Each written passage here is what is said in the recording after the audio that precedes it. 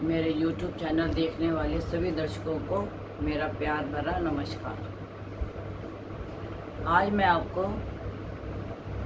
बुध जो है वह कन्या राशि में 26 अगस्त को आ रहे हैं और 26 अगस्त को बुध कन्या राशि में आ रहे हैं अपनी मूल त्रिकोण राशि में उच्च के होके। शुक्र वहाँ पे नीच के हैं, उसका नीच राजयोग भंग करने का योग बनता है। और अब आप बहुत से दर्शक अपनी अपनी कुंडली देखना समझ गए होंगे और नहीं समझे तो आप अपने आचार्य को दिखा सकते हो। काल पुरुष की कुंडली के हिसाब से ये छठे घर में आएगा और देश की कुंडली के हिसाब से ये पंचम में आएगा और बाकी आप लोगों की जैसी भी कुंडली होगी, जो लगन होगा उसके हिसाब से ये उसका फल देगा। मैं आप लोगों को पहले भी बहुत बार बोल चुकी हूँ कि गोचर का फल 100% तब फल देता है जब आपको दशा भी चल रही हो या उसका अंतर या प्रत्यंतर चल रहा हो, तो गोचर का 100% फल मिलता है। नहीं तो गोचर का 50% तक आपको फल मिलता है। अब शुक्र अपनी मूल त्रिकोण राशि में आ रहे हैं और इनका वहाँ पे 20 डिग्री तक ऊंच का फल होता है। उसके बाद यह धीरे धीरे डिग्री जैसे जैसे बढ़ती जाती है और इसका फल कम होता जाता है। अब अगर मैं आपको बोलूं कि आपकी कुंडली के हिसाब से शुक्र बहुत बढ़िया है, बुध बहुत बढ़िया है, ये मूल त्रिकोण राशि में आ रहा है, लेकिन देखिए आपकी कुंडली में क्या लगन है, आपकी क्या राशि है, उसके हिसाब से आपको इसका फल अवश्य मिलेगा। किसी का अष्टम में होगा, किसी का द्वादश में होगा, किसी का चतुर्थ भाव में होगा, किसी का दसम में होगा, किसी का पंचम में होगा, किसी का धन स्थान में होगा, किसी का भाग्य स्थान में होगा, किसी का सप्तम में होगा। तो इस प्रकार से इसके योग बनते हैं। जिसका जहाँ बैठा होता है उसको वैसा फल मिलता है। दूसरी बात, अगर आपको दशा अंतर प्रतंतर चल रहा है तो फिर तो आपको इसका फल बहुत अच्छा मिलेगा।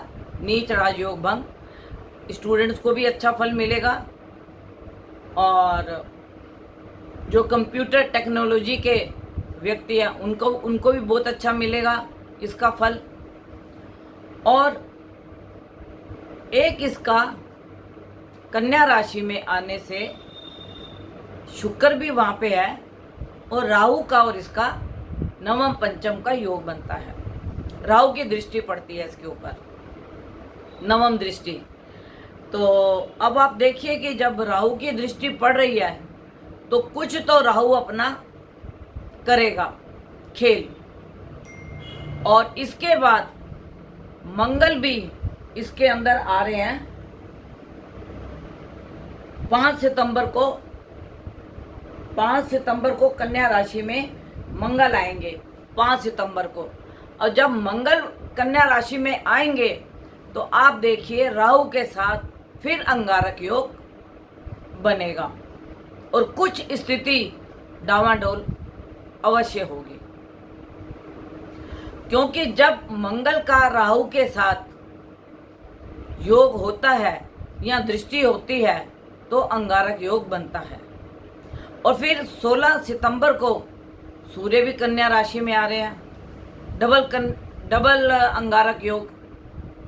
सूर्य बुध का आदित्य योग भी होगा और अंगारक योग भी बनेगा।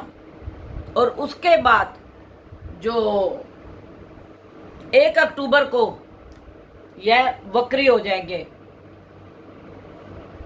बुध, और वक्री होने से अपनी ऊंच की राशि में जब कोई ग्रह वक्री होता है तो वह उसका नीच का फल देता है। तो शुक्र भी नीच और बुध भी नीच। तो मुझे जो ऐसे अवलोकन होता है कि कुछ अनहोनी घटनाएं, कुछ राजनीतिक में उठापटक, ऐसी घटनाएं होने की संभावना दिखती है, क्योंकि ये वक्री होके तुला राशि में जाकर ये दोबारा से कन्या राशि में फिर से प्रवेश करेगा बुध।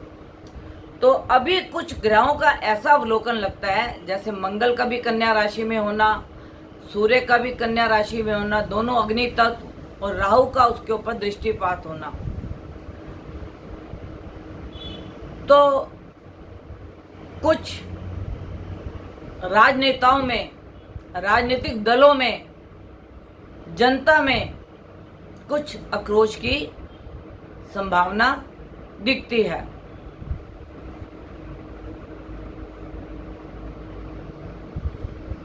मैंने आपको अपने जितने भी वीडियोस हैं उन सब वीडियोस में पीछे भी बताया था कि गोचर से तो ग्रह हमेशा बदलते हैं, जैसे सूर्य 1 महीने में बदलता है, बुध 15-20 दिन में, 22 दिन में, शुक्र 20 दिन में, 30 दिन में, और राहु 18 महीने में।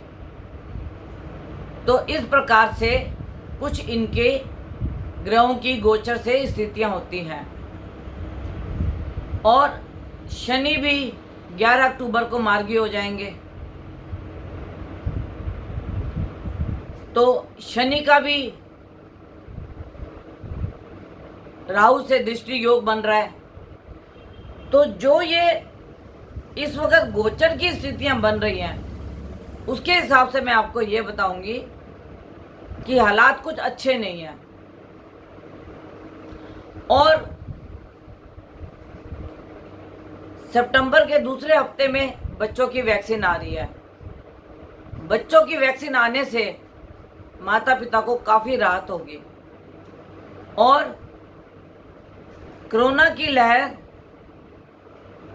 अभी दिल्ली में तो नहीं है, देश में भी कम है, केरल में अधिक है। वहाँ की सरकार ने लॉकडाउन लगा रखा है और कुछ कुछ राज्य में खुला भी है और कहीं कहीं लगा भी हुआ है।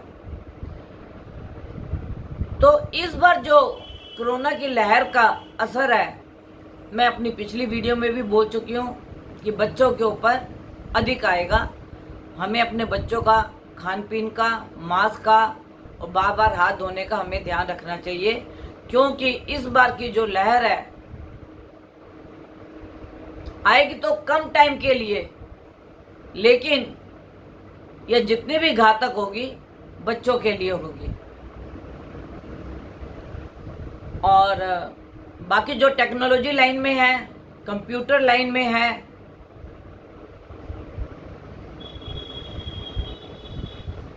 यहाँ जो बच्चे विदेशों में पढ़ने के जाने का योग जिनका उठ रहा है, यह बुध के, जब तक बुध 20 डिग्री में रहेगा तब तक बच्चों को काफ़ी सफलता भी मिलेगी और कईयों के विदेशों में जाने का योग भी बनेगा और कईयों की जॉब भी लगेगी। लेकिन अगर आप अपनी कुंडली का अवलोकन अपने अपने आचार्य से कराएं तो आपको इसकी भविष्यवाणी 100% मिलेगी और उसका फल भी आपको 100% मिलेगा। क्योंकि जब गोचर से ग्रह आते तो कुछ समय के लिए हैं और कुछ ही समय में नौकरी का भी लाभ मिलता है और नौकरी से निकाला भी जाता है, प्रमोशन भी होती है और कई लोग अपनी जॉब चेंज भी करते हैं। मुझे अभी पीछे किसी का फ़ोन आया था, काफ़ी समय से उनकी दिक्कत चल रही थी। जैसे ही गुरु कुंभ राशि में गया, उनके भाग्य में था, उनको 100% प्रमोशन मिली। अगर वो 2 लाख कमा रहे थे तो उनकी 4 लाख रुपए सैलरी हो गई। और जब मुझे फ़ोन आया और उन्होंने मुझे कहा कि आपने मुझे जुलाई अगस्त का समय दिया था और हमारा कार्य हो गया, देखो, हम तो कुंडली के अवलोकन से बता सकते हैं आपको कि कुंडली के ग्रह की पोजीशन आपकी क्या है, लेकिन कुंडली जो बनी होती है जिस वक्त आप पैदा होते हो उस वक्त 27 नक्षत्र, 9 ग्रह, योगिनी दशा, चर दशा, यह सारी दशाएं उस वक्त आकाश में सौर मंडल में घूम रही होती हैं। और जिस वक्त आप जन्म लेते हैं आपकी क्या राशि बनती है, आपका क्या लगन बनता है, यह फिर आपके आगे भाग्य को निर्धारित करता है। और जो ये गोचर के फल हैं वह आपकी राशि से भी आपको लाभ दे सकते हैं और आपके जो लगन है उससे भी। तो गोचर या लगन से आपको ये बुध, शुक्र, मंगल, राहु की जो ये युतियां बन रही है, सूर्य की जो युति बन रही है, यह आपकी राशि से और आपके लगन से आपको प्रभावित करेगी। अब बहुत से लोग मेष राशि से मीन राशि तक के लिए भविष्यवाणी करते हैं, लेकिन अब आप किस नक्षत्र में पैदा हुआ है, आपका लगन किस नक्षत्र में पैदा हुआ है और आपके जो गोचर के ग्रह हैं वह इस वक्त किस स्थिति में चल रहे हैं, ये आपका आचार्य आपको बहुत अच्छे से बता सकता है। और अब तो आप लोग भी बहुत समय से गोचर, नक्षत्र, दशा, अंतर, प्रतंतर यह भी आप सुनते भी आ रहे हो और कुंडलियों के हिसाब से देखते भी आ रहे हो। तो बहुत से लोगों को अपनी कुंडलियों का अवलोकन करना आ चुका होगा, और अगर नहीं है तो आप इसका अवलोकन अपने आचार्य से करा के समय का लाभ लें और समय का फ़ायदा उठाएं। लेकिन फिर भी मैं आपको एक बात बोलूँगी कि सरकार की गाइडलाइंस का ध्यान रखें, मास्क का उपयोग जरूर करें, बार बार हाथ धोते रहें, डिस्टेंस मेंटेन रखें। ये ना सोचें कि कोरोना चला गया, यहाँ कोरोना ने अब अपने पैर नहीं पसारने। अगर हम अपने नियमों का पालन नहीं करेंगे तो कोरोना किसी भी घर में, परिवार में, बच्चे से लेके बड़े तक किसी को भी हो सकता है, क्योंकि बीमारी जो आती है वो ज़िंदगी में कभी जाती नहीं है। कैंसर ले लो, टीबी ले लो, चिकनगुनिया ले लो, मलेरिया ले लो, स्वाइन फ्लू ले लो, तो बीमारी जो आ जाती है वह जाती नहीं है। जिस प्रकार आपका ज्ञान आपकी बुद्धि में एक बार बैठ गया वह आपके फिर मस्तिष्क से जाता नहीं है, तो उसी प्रकार जो बीमारी देश में आ जाती है अगर हम उसका ध्यान नहीं रखते तो वह हमें कहीं भी घातक हो सकती है। तो अगली जो मेरी वीडियो होगी वो होगी श्राद्धों पे, और श्राद्ध कब से शुरू हो रहे हैं, उससे पहले गणपति महोत्सव आएगा। सब लोग अपने घर में, बहुत बड़े तो नहीं, मैं ये आपको बोलूँगी 2 इंच के, 2.5 इंच के आप गणपति अपने घर में स्थापित कीजिए, कहीं जाके भीड़ ना लगाएं। उसके लिए भी मैं आपको एक दूंगी वीडियो कि गणपति की स्थापना कैसे और क्यों होती है और कितने दिन के लिए होती है, यह मैं आपको सारी आपको अगली वीडियो में बताऊंगी। और इस वीडियो में सिर्फ मेरा आपको ये बुध जो 26 अगस्त को परिवर्तन हो रहा है उसके बारे में बताना था, उसके लिए मैंने आपको बता दिया।